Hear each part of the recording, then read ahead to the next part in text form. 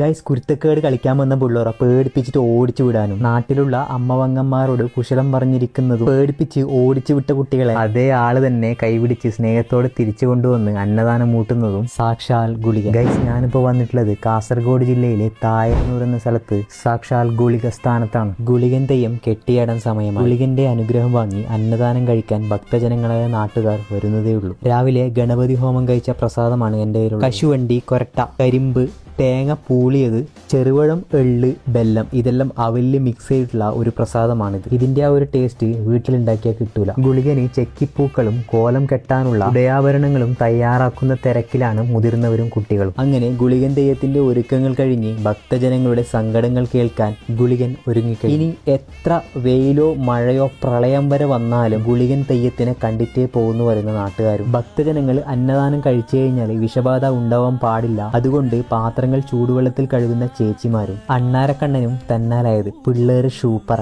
അങ്ങനെ ഒറ്റ മനസ്സോടെ ഉത്സവത്തിൽ പങ്കുചേരുന്ന സ്നേഹമുള്ള നാട്ടുകാർ. ഭക്ഷണശാലയിൽ ടീച്ചറോടൊപ്പം സെൽഫി എടുക്കുന്ന വിദ്യാർത്ഥികൾ. അടുത്തുള്ള സ്കൂളിന് ഇന്ന് ഇവിടുന്നാണ് അന്നദാനം. അമ്മമ്മ പണ്ടുകാലത്തെ ഉത്സവത്തിന്റെ ഓർമ്മകൾ അയവിറക്കിക്കൊണ്ടാണ് അന്നദാനം കഴിക്കുന്നത്. എൻ്റെ ഇലയിൽ ചോറിന്റെ കൂടെ സാമ്പാർ, കൂട്ടുകറി, അവിയൽ, ഓലൻ, കിച്ചടി, പച്ചടി, പയറുവറവ്, അച്ചാറ്, പുളിയിഞ്ചി, രസം, മോര് ഇതെല്ലാം കൂട്ടിക്കുഴച്ചിട്ട് ഒരു പിടി പിടിച്ചു. അന്നദാനം ഇവർ ഏറ്റവും മികച്ചതാക്കി മാറ്റി. അവസാനം അടപ്രഥമനിൽ പഴം കൂട്ടി അടിച്ചപ്പോൾ ശുഭം.